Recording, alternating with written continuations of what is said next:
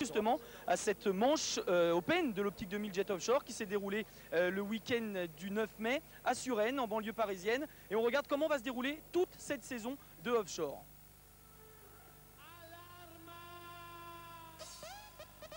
L'Optique 2000 Jet Offshore entame sa 3e saison d'existence. Le championnat de France d'endurance, puisque c'est bien de cela dont il s'agit, voit sa formule évoluer d'année en année afin de mieux réussir à un double objectif: répondre aux attentes des pilotes engagés dans la compétition et promouvoir le jet auprès du grand public.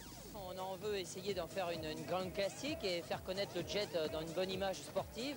Alors donc je pense que cet Open de Paris-Suresnes en était pour beaucoup. Je pense que c'était la vitrine pour faire connaître déjà aux Parisiens et au grand public. Donc je pense que c'est une réussite. Amener le jet sur la scène à Paris est évidemment une excellente promotion, avec le soleil pour inviter, des personnalités qui s'en donnent à cœur joie et des coureurs qui se livrent dans une compétition qui ne sera pas prise en compte pour l'attribution du titre. Le public venu en masse ne pouvait rester indifférent.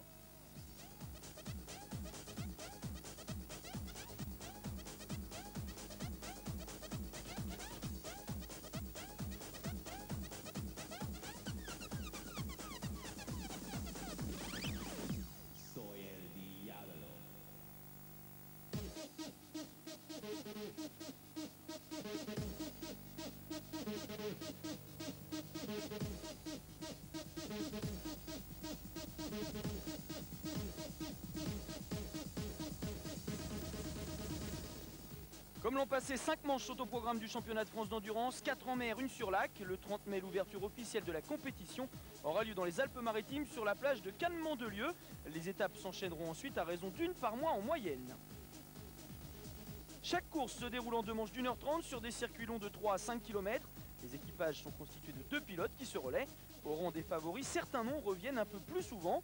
Armand Lopez et Pascal Lapoule ont remporté le championnat de France et d'Europe en catégorie Superstock l'an passé, mais ils ont décidé de ne plus courir pour Kawasaki cette année.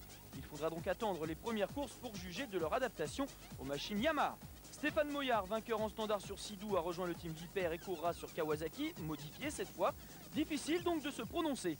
Pendant l'intersaison, Stéphane Corachan, qui courait aussi avec Armand Lopez la saison passée, a rejoint le team de Sébastien Pellegrini. On a une machine, le Sidou XP Limited, qui est, je pense, une des meilleures machines à l'heure d'aujourd'hui, la plus polyvalente.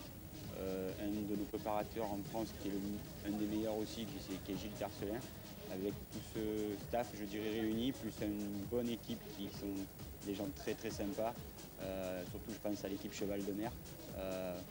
Je pense qu'on a tous les moyens de pouvoir arriver à faire vraiment quelque chose cette année. Également sur Sidou, Cyril Lemoine, champion du monde à Oléron en standard l'an passé, et Francky Zapata, 3e à l'Indoor de Bercy, sont attendus au All Shot. Ils travaillent d'ailleurs d'arrache-pied pour répondre aux espoirs placés en eux. On essaye beaucoup de pièces, des hélices, des turbines, des pots d'échappement, enfin de tout, quoi. On est vraiment à l'affût de ce qui va nous faire gagner même un demi-kilomètre/h.